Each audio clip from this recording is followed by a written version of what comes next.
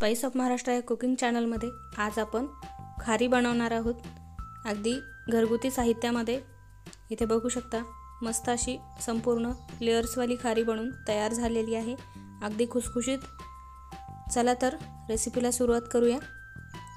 इथे मी 2 वाट्या एवढा मैदा घेतलेला आहे, त्यामध्ये 1 पळी एवढं तेल घातलेलं आहे। साधारण 2 टेबलस्पून एवढं तेल इतपत घालायचं आहे की त्याची अशी घट्ट मूठ ओळल्यानंतर ओलसर हा मैदा दिसला पाहिजे या पद्धतीने।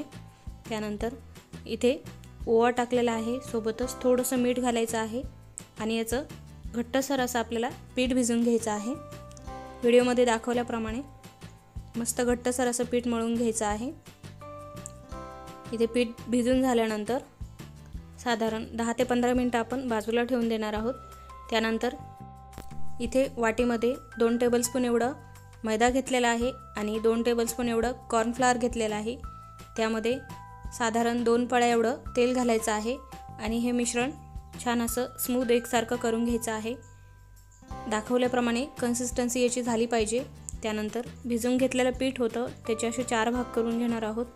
त्यामधला 1 भाग घ्यायचा आहे आणि तो असा पातळ पोळीप्रमाणे लाटून घ्यायचा आहे। गरजेनुसार याला पीठ लावून पातळसर अशी आपल्याला याची चपाती लाटून घ्यायची आहे। याच पद्धतीने अजून 2 पातळसर अशा चपात्या इथे लाटून घेतलेल्या आहेत। तुम्हाला जमेल तेवढे पातळ बनवायचे आहे। थोडं थोडं पीठ लावून एकसारखी अशी लाटून घेतलेली आहे। त्यानंतर आता इथे आपण लाटून घेतलेल्या एक एक पोळी ठेवत जाणार आहोत आणि तयार केलेले जे सारण होतं ते यावरती असं चमच्याने पसरून देणार आहोत एकसारखं। त्यानंतर परत दुसरी लाटलेली पोळी ठेवायची आहे।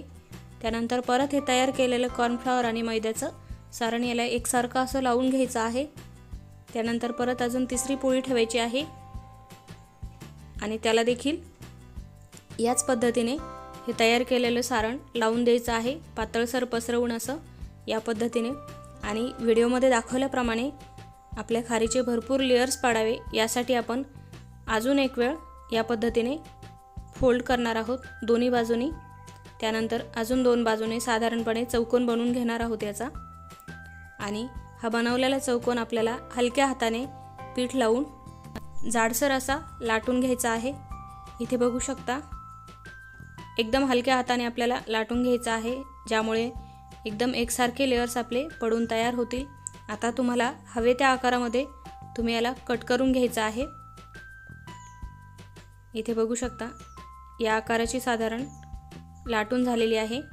त्यानंतर इथे पिझ्झा कटरने एकसारखे असे चौकोन याला पाडून घ्यायचे आहे। बाजूच्या कडा ज्या आहेत त्या कट करून घ्यायच्या आहेत। नाही घेतल्या तरी काहीच हरकत नाही, पण एकसारखे चौकोन यावे यासाठी इथे बाजूच्या कडा ह्या कट करून घेतलेल्या आहेत।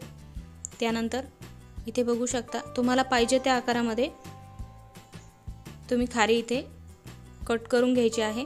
त्यानंतर तेल छान गरम झालेले आहे।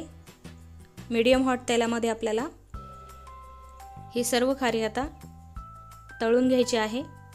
तेल जास्त गरम किंवा जास्त थंडही नसलं पाहिजे, मध्यम तापलेलं हवंय तेल। गॅसची फ्लेम सुरुवातीला ही हाय ठेवायची आहे आणि नंतर आपल्याला मीडियम करून घ्यायची आहे। आणि सोनेरी रंगावरती ह्या सर्व खारी आपल्याला याच पद्धतीने तळून घ्यायच्या आहे। आता राहिलेल्या सर्व खाऱ्या इथं तळून झालेल्या आहेत। आता खारी बनवली तर चहा हा झालाच पाहिजे। आता चहा बनवण्यासाठी इथे अर्धा कप एवढं पाणी घालायचं आहे। त्यासोबत गवती चहा, साखर आणि चहा पावडर सोबतच आलं देखील किसून घातलेलं आहे। तयार झालेला आहे आपला चहा। आता मस्त गरमागरम चहासोबत ही खारी एन्जॉय करा। आणि रेसिपी जर आवडली तर रेसिपीला लाईक आणि चॅनलवर जर नवीन असाल तर चॅनलला नक्की सबस्क्राईब करा। सोबतच बेल आयकॉन देखील क्लिक करा, यामुळे तुम्हाला रोज रेसिपीची नोटिफिकेशन मिळेल। पुन्हा भेटूया अशाच एका साध्या सोप्या रेसिपीसोबत।